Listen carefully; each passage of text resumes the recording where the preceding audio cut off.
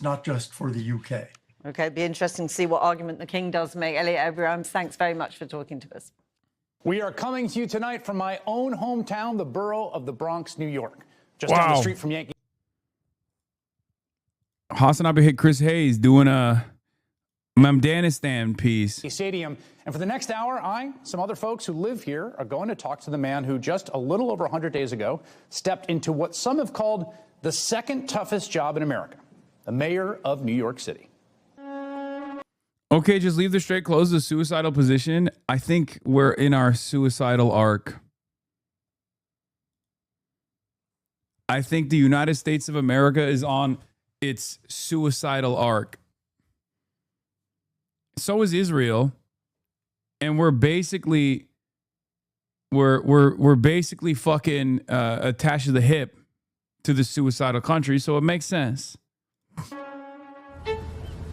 New York City is so much bigger than you think.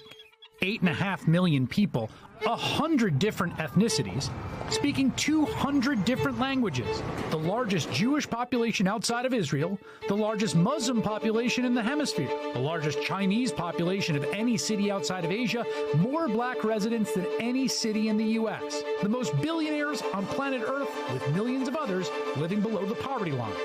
And believe it or not, more Trump voters than in any one of a dozen red states that elected him.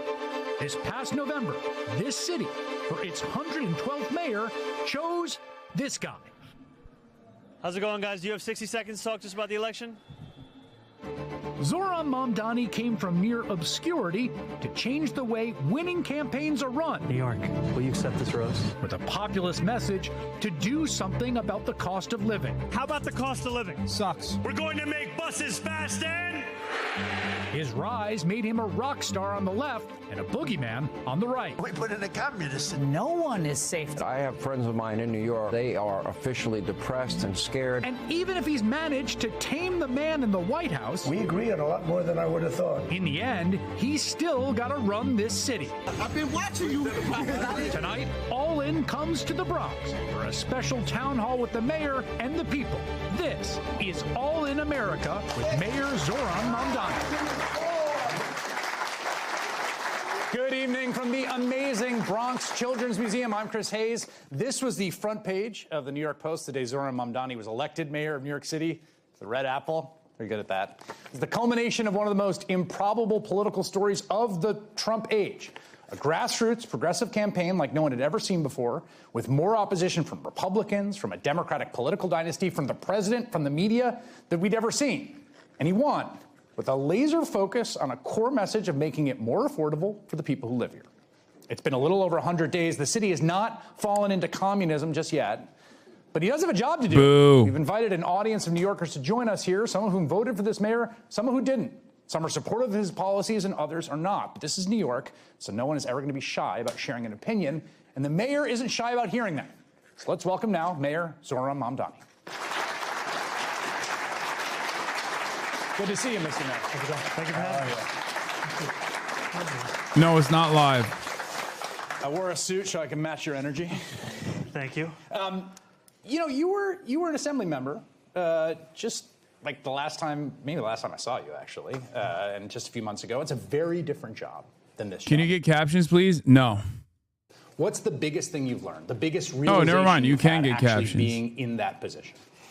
You know, I think the biggest thing, first and foremost, is that New Yorkers' trust for all of the big ideas that we have about delivering universal childcare, about making the most expensive city in America. By the way, in half an hour, I will be talking to Trita Parsi. Trita Parsi will be on the broadcast again. We'll be talking about where the ceasefire is going, who's winning, who's losing, all that stuff. And yes, I turned the volume up a little bit. Affordable for working class people who help it keep it running. That trust starts when you fill in those potholes. Because you can't tell someone to trust city government in its ability to deliver free childcare for 2-year-olds for the first time in its... I thought you were going to say Dave Smith. What time is the debate? What time is the debate? Greek communists. I thought you were going to say Dave Smith. No, buddy. That's not how this works. We can't just I would debate him right now if he wanted to, but no, I have actual serious analysts that are coming on the broadcast to deliver commentary on where we're at on, you know, the news of the day. History, if they can look out the window and see the same pothole unfilled as it was the day before, the week before, the month before, the year before.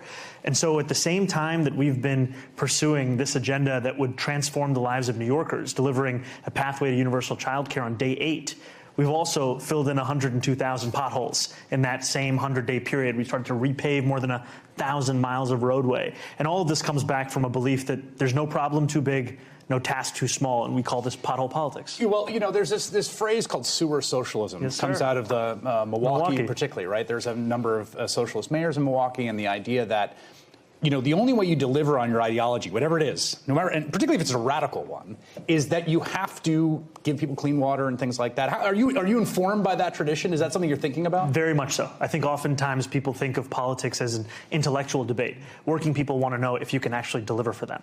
And one of those mayors in Milwaukee, their phrase was, go after it and get it.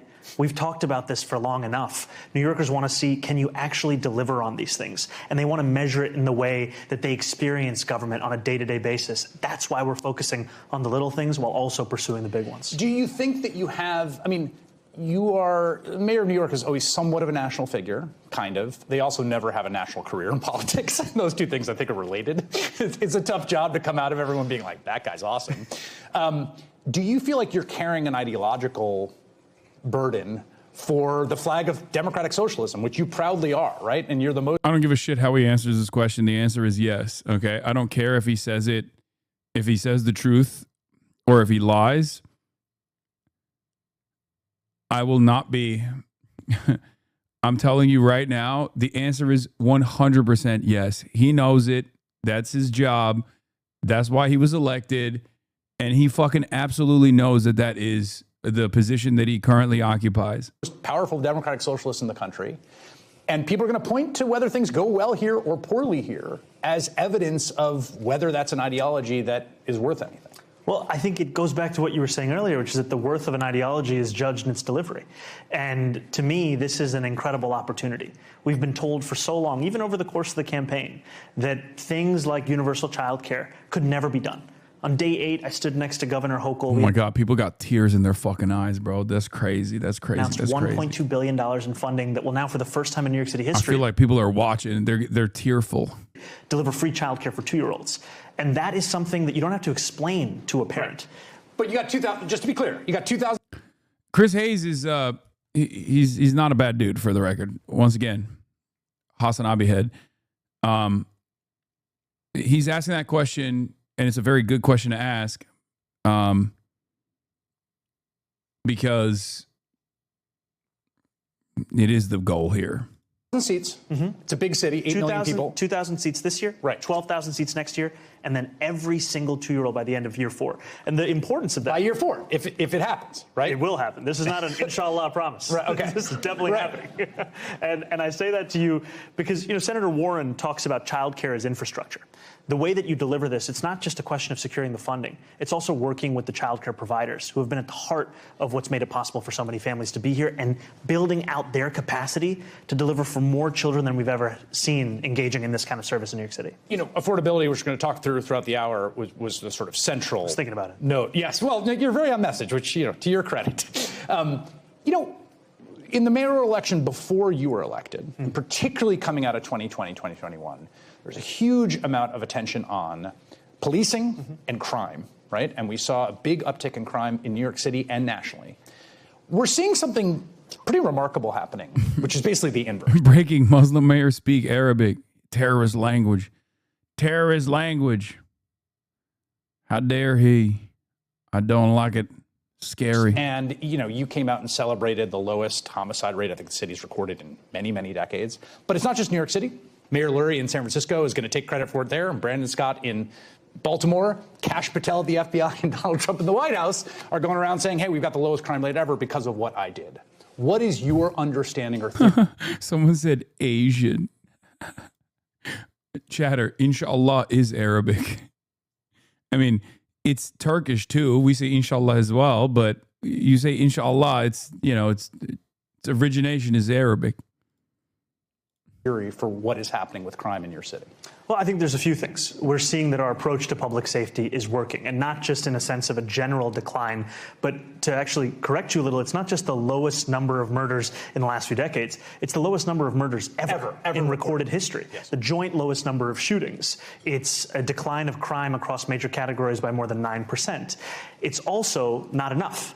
New Yorkers do not measure their lives by statistics. They want to know that you are doing everything in your power to deliver public safety. And the importance of public safety, it's not actually divorced from the conversation around affordability. It's the cornerstone. It's the platform that allows you to do that work of affordability. Because if someone is not safe in their city, then yeah, inshallah is an Anne Hathaway reference. That is the first concern they have, even before the other ones that we speak about. I mean, let me give an interpretation of what I've seen, and you could respond to it, which is that progressive governance is impossible if people are scared. And progressive politics essentially become choked off. And what I've seen is you're someone who has had these commitments to fast and free buses and universal childcare. When you look at policing, there's things you've said you want to do. You want to get rid of this gang database, which is, you've been very critical of. There's a special unit that sort of polices protests you said you want to disband. The gang database is still there. The special unit that polices protests just... Cook him. Cook his ass. Cook this fraud, bro. Cook this handsome, smiling fraud. Hell yeah, Chris. Arrested a bunch of people at a protest. From the outside. By the way, that's how you do a non-contentious reporting that is still productive. Yeah, I saw this. I was just texting Tim Dillon. It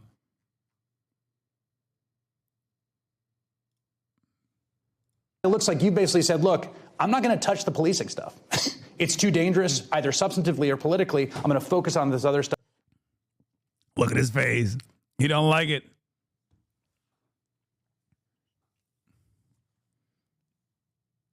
No, but that's a good question. It's a good question that must be raised. There's a way to do it, and this is the way to do it, as opposed to the way that like Meet the Press was doing it, right? And I'm going to let the commissioner and sort of status quo policing continue. Is that a fair characterization? Both HasanAbi heads, by the way. I remember Zoran liking your Instagram post in 2021 when you wore the pink dress. Wait, really?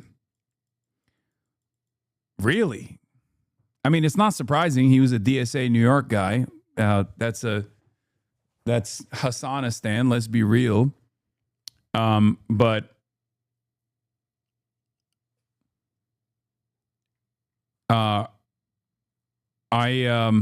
do you believe everything? That's not surprising. Zoran is, again, like I said, DSA New York. I wouldn't be surprised if that was the case. Chris Hayes is a HasanAbi head, though. I do talk to him a lot.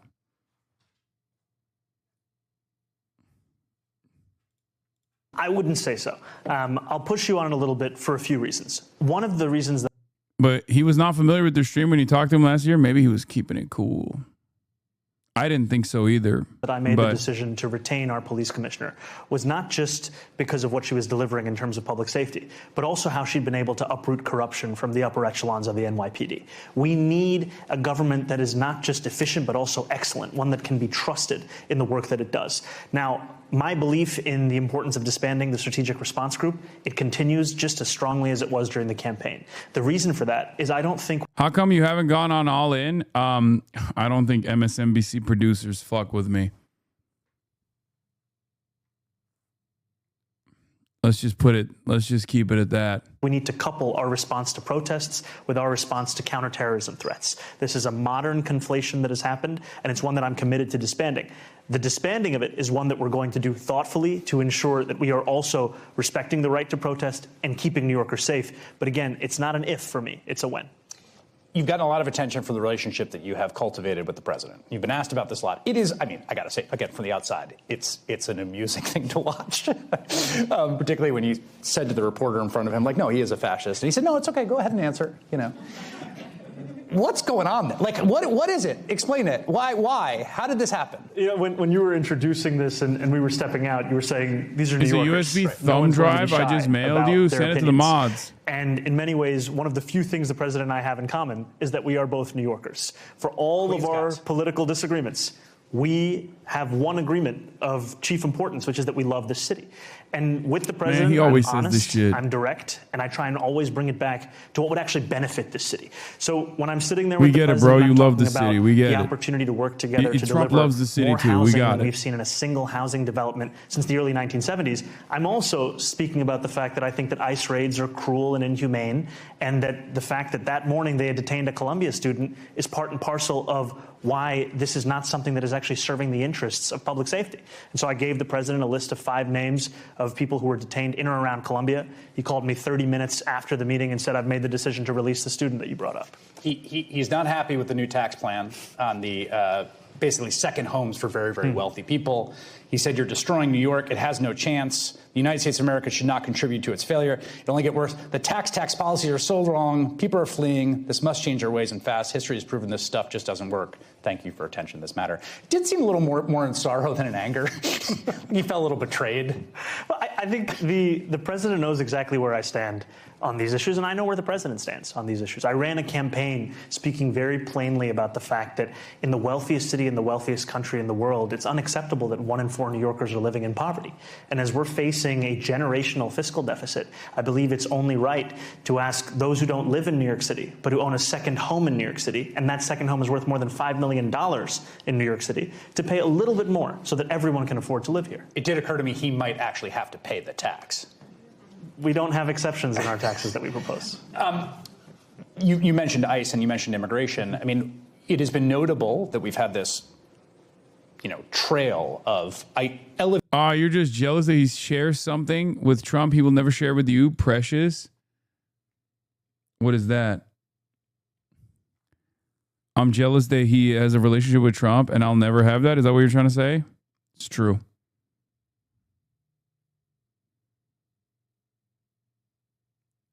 I am a little jealous that Trump doesn't call me. Or do you mean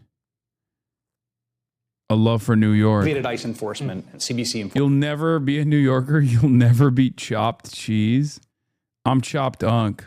CBP enforcement that we saw in Los Angeles, we saw it in Chicago, we of course very famously saw it in Minneapolis and the Twin Cities. There have been elevated ICE enforcement here in New York City. They've been at the courts and things like that, but we have not seen something like the operation in Minneapolis.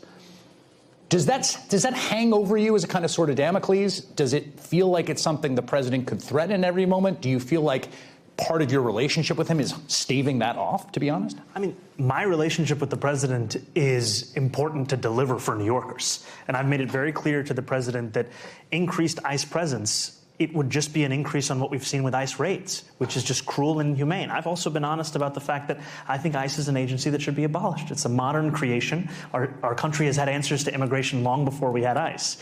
And we also see that these kinds of raids, just a few nights ago, ICE detained a delivery worker. This is a man who came to this city with the dreams of building up a life for himself and his family. No active investigation, no warrant. He finished a Grubhub delivery and then was taken by armed, masked federal agents. That's what we're talking about here in New York City. It's the public school student, Dylan Contreras, whose family we worked with to ensure that he would come home. That's the kind of person that's getting detained in this city. And that's why New Yorkers are sick of this approach, one, frankly, of a complete absence of humanity. Dave Smith responded to you. I know, brother. I know.